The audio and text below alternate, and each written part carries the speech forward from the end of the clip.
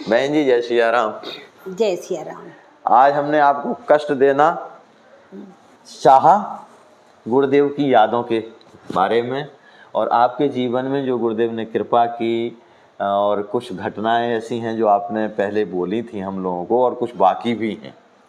तो कृपा करके जो याद आ जाएं, किशोरी जी याद दिला दें गुरुदेव ने कैसे कृपा की, गुरुदेव आपके कैसे थे, आपके जीवन में क्या क्या सामान्य जीवों की तुलना में और आध्यात्मिक संपत्ति जो मिली है। बहुत अच्छा महाराज, बड़ी कृपा की आपने, स्मरण दिलाया। सबसे पहले तो गुरुदेव का स्मरण करें हम। गौरांगम रसमयम नित्यम रसाचार्यम रसोत्सुकम श्रीराम हर्षण देवाख्यम सद्गुरुं प्रणमाम्यहम् सद्गुरुं प्रणमाम्यहम्। श्री गुरु चरण सरोज रज निज मन मुकुर सुधारि वरणो रघुवर विमल जस जोदायक फल चार सियावर रामचंद्र की जय। मोहि समय अनुभव न दूजे सब पायो रज पावन पूजे। महाराज दशरथ जी ने अपने गुरुदेव वशिष्ठ जी के लिए कहा कि महाराज मेरे समान अनुभव ये और किसी को नहीं है कि आपके चरणों की रज को की सेवा करके मुझे सब कुछ मिल गया है, सब कुछ प्राप्त हुआ है। और मैं भी आपसे यही कह रही हूँ कि मैंने जीवन में जो कुछ भी पाया है वो सब कुछ केवल गुरुदेव के चरणों को प्राप्त करने के बाद।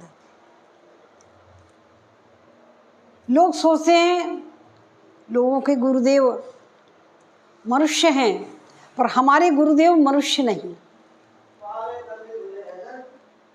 वास्तव में जैसा महात्मा कबीर दास जी महाराज ने कहा, गुरु गोविंदो उखड़े काके लागू पाए, बलिहारी गुरु आपने जिन गोविंद दियो बताए। हमारे गुरुदेव ने केवल जैसे और गुरु होते हैं मंत्र फूकने वाले, मंत्र देने वाले, और तो गोस्वामी जी ने तो ऐसे लोगों की बड़ी आलोचना की है कि गुरु सिख अंध बधिर का लेखा, एक न सुनई एक नहीं देखा। आज तो ऐसे गुरु और शिष्य हो गए हैं, गुरु अंधे हैं और शिष्य बहरा है। तो गुरु को न कुछ देखा ही नहीं, उनको कुछ दिखाई ही नहीं देता, और शिष्य को जो उपदेश दे रहे हैं उसको सुनाई ही नहीं देता। परिणाम क्या होता है कि हरई शिष्य धन शोक न हरई, सो गुरु घोर नरक में पर ही। हमारे गुरुदेव भगवान स्वामी श्री अनंत कोटि ब्रह्मांड नायक है और अनंत श्री विभूषित हैं। ऐसे हमारे गुरुदेव भगवान जिन्होंने अपने हजारों हजारों शिष्यों के और बड़े बड़े करोड़पति धनपति रहते हुए भी कभी अपने मुख से एक सीख की भी उन्होंने मांग नहीं की। एक बार हम लोगों को बड़ी ग्लानि हुई, सरकार यहाँ बीमार पड़े तो उनके पास कोई वाहन नहीं था, रीवा जाना था इलाज के लिए। लक्ष्मण किलाधीश महाराज ने अपनी गाड़ी उनको दी, बड़ी कृपा की उन्होंने। और जब उनकी गाड़ी में आए तो रीवा के लोगों को इतना दुख लगा कि इतने सब शिष्य होते हुए भी हमारे सरकार के पास एक वाहन तक नहीं। फिर प्रयत्न किया और लोग उतने उदार भी नहीं थे और भावना भी नहीं थी वैसी लोगों की। फिर थोड़ा सा कुछ हम लोगों ने एकत्र करके और कहा कि नहीं, कोई एक वाहन होना चाहिए। तो यद्यपि हमारे गुरुदेव ने कुछ नहीं कहा, किसी से कुछ नहीं चाहा, फिर एक यूनिवर्सिटी की विश्वविद्यालय की गाड़ी, वो भी सेकंड हैंड प्राप्त की। तो उस समय शायद 20,000 रुपये में मिली थी क्या। तो जब गाड़ी आई तो उसका रजिस्ट्रेशन कराना था। तो महंत जी हरिदास जी महाराज बोले कि सरकार ये गाड़ी आपके नाम ही रजिस्ट्रेशन होगा। तो रजिस्ट्रेशन कराने के लिए तो हमारे गुरुदेव बोले, भैया हरिदास जी, अगर हमारे नाम गाड़ी करोगे रजिस्ट्रेशन, हम गाड़ी में पैर नहीं रखेंगे। एक सीख भी इतना बड़ा आश्रम बना है, इतनी बड़ी संपत्ति, सर लोग जहाँ बैठ जाते सरकार पैसा बरसता था, पर उनके नाम से एक सीख भी उन्होंने कभी अपने नाम में नहीं की। आश्रम बना, हरिदास जी महाराज को महंती दे दी। ऐसे निष्प्रिय हमारे गुरुदेव भगवान थे। उन गुरुदेव भगवान ने कभी कभी बस स्टैंड पर बैठे रहते थे, घंटों बस की राह देखते रहते थे और सामान्य बसों में यात्रा करते थे। देखिए ऐसे उन्होंने अपना जीवन निकाला। और शिष्य वहीं रहते थे, अच्छे अच्छे सेठ लिख, पर बिना बुलाए कभी शिष्य के घर नहीं जाते थे। जब कोई आकर के उनसे प्रार्थना करता था कि सरकार चलिए, क्यों नहीं जाते थे? क्योंकि पता नहीं शिष्य के यहाँ कोई सुविधा हो या ना हो, उसको कोई कार्य ना हो, इसलिए वो कभी भी बिना बुलाए नहीं जाते थे। और कभी कोई आज्ञा भी नहीं देते थे। इसलिए नहीं देते थे कि मान लो हमने कोई आज्ञा दी और वो पूरी नहीं कर सका, उसको अपराध न लग जाए, इसलिए हमारे गुरुदेव कोई आज्ञा भी नहीं देते थे। एक बार की बात है, पता नहीं मैंने बतलाया कि नहीं, कि इमरजेंसी में मेरा स्थानांतरण रीवा से जबलपुर कर दिया गया। कुछ द्वेष के कारण, राजनीतिक द्वेष के कारण, और ये अपराध मुझ पर लगाया गया कि राम कथा कह करके ये सांप्रदायिकता फैला रही, इसलिए इनका ट्रांसफ़र किया जाता है। उस समय अर्जुन सिंह शिक्षा मंत्री थे और सेठी मुख्यमंत्री थे। मुझे बड़ा आश्चर्य हुआ कि मैंने तो जिस राम कथा ने मुझे सम्मान दिलाया, पुरस्कार दिलाए, वही राम कथा मुझे आज स्थानांतरण, मुझे दंड दे रही है। तो दुख इस बात का लगा, जबलपुर में जाने की मुझे कोई कष्ट नहीं था, क्योंकि मेरा मायका था, वहाँ सारी सुविधा थी। पर कष्ट ये था कि बच्चे यहाँ थे, अवस्थी जी मेरे पतिदेव यहीं पर थे रीवा में, और सरकारी क्वार्टर में हम लोग रहते थे। तो सरकारी क्वार्टर की सुविधा भी छिन जाएगी, और बच्चे पढ़ रहे हैं छोटे छोटे, उनका देखभाल कौन करेगा। पर और दूसरी सबसे बड़ी बात ये थी कि यहाँ हमारे गुरुदेव भगवान पधारते रीवा में, और यहाँ समैया भी होता है, अभी भी होता है, और पौड़ी में, खजुआ में उत्सव होते, और सरकार जब पधारते थे रीवा में तो यहाँ उनके प्रवचन और दर्शन का लाभ मिलता था। अब जबलपुर जाने पर ये इन सब लाभ से वंचित हो जाएंगे, तो मन में बड़ा क्षोभ था।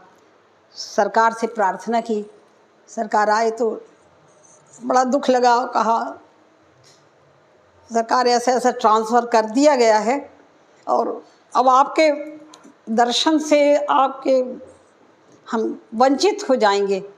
तो सरकार बोले, देखो ये होते हैं गुरुदेव। हमारे स्वामी जी ने कहा कि देखो, किसी की कलम से आपका ट्रांसफ़र नहीं हुआ, भगवान की इच्छा से हुआ, राम जी की इच्छा से हुआ।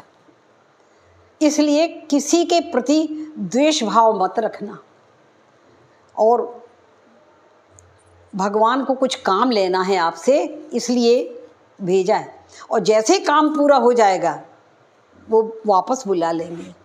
जो इतना उन्होंने कहा तो मेरे मन में जो ग्लानि थी और क्षोभ था, लोगों के प्रति कुछ क्रोध भी था, सारा क्रोध क्षोभ सब एक क्षण में, एक वाक्य में सरकार के मेरा दूर हो गया कि नहीं, उनकी कलम से ट्रांसफ़र नहीं हुआ, भगवान की आज्ञा से हुआ। तो मुझको ये लगा कि भगवान की आज्ञा का पालन करने के लिए मैं जबलपुर जा रही हूँ। ऐसा सोच करके जबलपुर चली गई। उस समय क्या हुआ, बहुत से हमारे परिवार के लोग थे जो मुझसे बहुत नाराज़ हो गए थे, क्योंकि मैंने दीक्षा ली थी।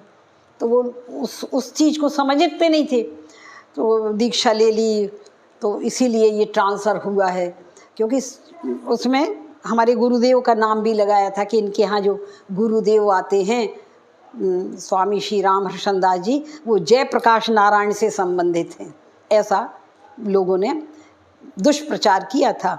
तो अब हमारे परिवार वाले, हमारे जैसे ससुर हैं, सास हैं, सब बहुत नाराज थे और कहने के सबको दीक्षा फलती नहीं है, और बेकार दीक्षा ले करके बिना पूछे ताछे और ऐसा किया। अब परेशान खुद हो रही हैं और सबको परेशानी में डाल दिया, ऐसा करके अब इनका भी दुख था, इन लोगों की बातें सुनना पड़ रही। अवस्थी जी को नहीं था, अवस्थी जी बहुत समझदार थे, बहुत जानते थे, पर और लोग, हमारे ससुर तो बहुत ही नाराज़ हुए। जब जबलपुर में रहते थे, जबलपुर जब गए, उनसे मिलने के लिए गए तो उन्होंने खूब डांट लगाई। हमारे पिताजी के साथ गए थे, वो अलग रहते थे घमापुर में, और हम लोग रहते थे सिटी कोतवाली के पास। तो उनसे मिलने के लिए गए थे, तो उन्होंने इतनी डांट लगाई, वो कहने कि ये पढ़ी लिखी होकर के वहाँ बाबाओं के चक्कर में पड़ी रहती है लड़की, और बेकार, और तिवारी जी आपने ऐसे गलत संस्कार इसको दिए हैं कि ये कहाँ के ढोंग में पड़ी रहती है, ऐसा कर खूब डांटा, और हमको भी खूब डांट लगाई। तो हमको बहुत दुख लगा। हमने कहा ये समझते नहीं हमारे गुरुदेव क्या चीज़ हैं, कि मांगने खाने वाले बाबा नहीं, हमारे गुरुदेव बहुत बड़ी विभूति है, पर उनको कौन बताए, कौन उनको समझाता, इतनी शिक्षा देता। हम चुपचाप चले आए। हम लोग खूब देर उनकी डांट सुनते रहे। फिर हमारे पिताजी समझाते रहे, बेटा दुखी मत हो, क्योंकि वो उनको नहीं मालूम है और नहीं समझते हैं, इसलिए उनने ऐसा कहा। अनजान है वो, हाँ, अज्ञानी है। तो अब चले आए, पर मेरे आंसू बंद नहीं हो रहे थे उस दिन। इतना दुख लग रहा था कि हम क्या करें, और हमारे गुरुदेव के लिए उन्होंने बहुत अपशब्द कहे थे, इसलिए मुझे बहुत दुख लगा। केवल आपको कहते तो उतना बुरा ना लगता। हाँ, हमको कहते थे नहीं बुरा लगता, गुरुदेव को कहा था। जब घर में आ गए तो हमने सोचा, एक ठेला वाला रखा था, सब्जी बेच रहा था, तो उनका सब्जी थोड़ी ले लें और फिर भीतर जाएंगे। तो हमारा घर बना था, बाड़ा है खूब बड़ा, ऐसा अहाता बना हुआ है, बड़ा सुरक्षित है। तो बाहर सब्जी लेने लगे, पिताजी चले गए भीतर।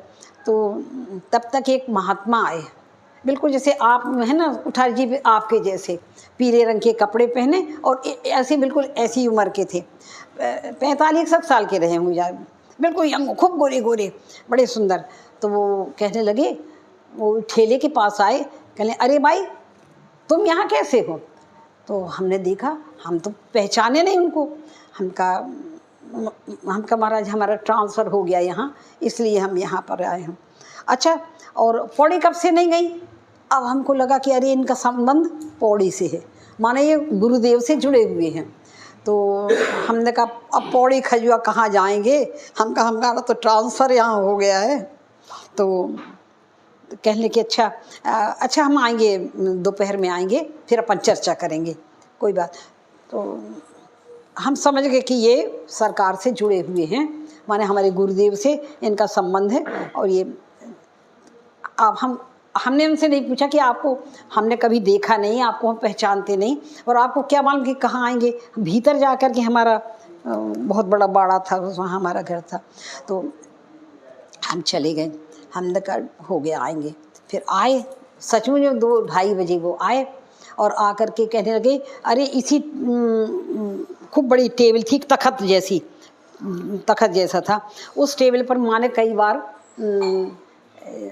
पुरुषोत्तम महीने की कथा और एकादशी की कथा ऐसे कई पंडित विद्वानों को बुला करके करवाती, और सब पूरे मोहल्ले की महिलाएं आती थी हमारे, उसमें बैठती थी, ऐसी कथाएं होती रहती थी हमारी माँ के। तो कह रहे इसी यहाँ बैठ करके तो हमने आप कथा सुनाई है, यहाँ बैठ के कथा सुनी कही। हम कहा भगवान, हमने तो कभी इनकी कथा नहीं सुनी। तो फिर बोले कि अच्छा ये बताओ आपके गुरुजी क्या हैं, आप अपने गुरुजी को जानती हैं? तो हमने कहा नहीं, अभी तो हमने दीक्षा ली है, थोड़े दिन हुए, 1 साल भर हुआ है। तो हम कहा हमारे गुरुजी हैं और क्या है? तो कह रहे नहीं आपको नहीं मालूम। हम कहा सब लोग ऐसा कहते हैं कि वो लक्ष्मी जी के अवतार हैं और किशोरी जी के भाई हैं। तो बोले नहीं किसी को नहीं मालूम। बोले हमको मालूम है। बोले ना वो किशोरी जी ना तो लक्ष्मी जी के अवतार हैं, वो साक्षात किशोरी जी के अवतार हैं, लक्ष्मी जी के अवतार नहीं है। बोले वेश छिपा करके रह रहे हैं, वो पुरुष रूप में हैं, पर पुरुष नहीं है वो, हम आपको बता रहे हैं। कहले किसी पुरुष के ऐसे कोमल आपने चरण देखे हैं, ऐसे हाथ देखे हैं? किसी स्त्री तक के नहीं होते इतनी कोमलता उनके चरण। बोले वो फूल से भी कोमल उनके चरण हैं और उनके कर कमल हैं, ऐसा स्वरूप नहीं देखा किसी का।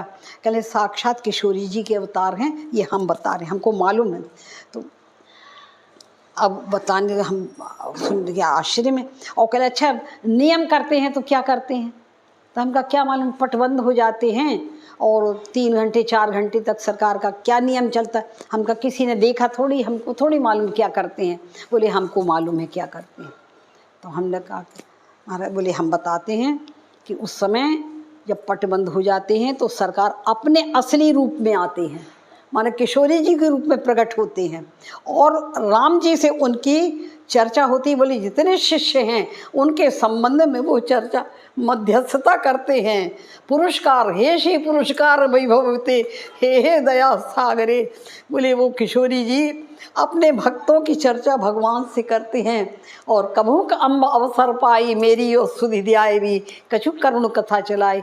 ऐसे वो गुरुदेव अपने शिष्यों के संबंध में उनकी पैरवी करते हैं, उन पर कृपा करने के लिए भगवान से प्रार्थना करते रहते हैं। तो बोले ये नियम में होता है। बोले हमको मालूम है। अच्छा बोले उनकी जीवनी किसी ने आज तक जानी है क्या? क्या है उनकी जीवनी? हमने कहा हाँ लिख रहे हैं, वाल्मीकि भैया लिख रहे हैं। तो कहले अरे वो क्या लिखेंगे जीवनी, हम लिख रहे हैं। हम जब लिखेंगे तो जीवनी ये प्रकट हुई तब लोगों को पता चलेगा कि वो है क्या विभूति। बोले उनकी जीवनी कोई सरल नहीं, कोई नहीं लिख सकता। ऐसा कह करके वो 3 घंटे तक उन्होंने सरकार की कथा कही, और हम पिताजी हमारी माँ और हम बैठे सुनते रहे। 3 घंटे कब निकल गए, कैसे निकल गए हम लोगों को पता नहीं चला। और फिर बोलिए वहीं मिलेंगे, अपन पौड़ी खजुआ में मिलेंगे, ऐसा कह करके वो चले गए। तो अच्छा कोई नाम भी नहीं बताया अपना। हाँ, तो फिर हमने जब स्वामी जी के दर्शन हुए गुरुदेव के, हमने चर्चा कर दी। हमने कहा सरकार ऐसे ऐसे एक महात्मा मिले थे और वो ऐसा ऐसा बतला रहे थे आपके बारे में, और उन्हें बताया था कि वो लक्ष्मी निधि जी नहीं हैं, वो पुरुष नहीं हैं, वो साक्षात किशोरी जी ही अवतरित हुई हैं जीवों पर दया करने के लिए। तो जब हम ऐसी चर्चा कर तो सरकार ने एक बार भी उसका विरोध नहीं किया। और उसी समय राम कमल दास जी बैठे हुए थे, कुठारी जी थे, तो एकदम खूब जोर जोर से रोने लगे, रो करके पीछे चले गए। तो हमने कहा महाराज जी आप क्यों रोए थे जब हम सुना रहे थे? तो कहले बहन जी जो आप सुना रही थी वही घटना हमारे साथ भी ऐसी हुई थी। बोले तभी तो हम अपना आश्रम छोड़ करके, हम अपना पूरा पद प्रतिष्ठा और सब पूरी लाखों का करोड़ों का वैभव छोड़ करके हम इनके चरणों में आए कि जिसके लिए हम साधु बने हैं वो तो ये साक्षात बैठे हुए हैं, तो अब इनको छोड़कर हम कहाँ जाएं, इसलिए हम सब छोड़ करके आ गए। बोल के ऐसी घटना हमारे साथ घटी थी।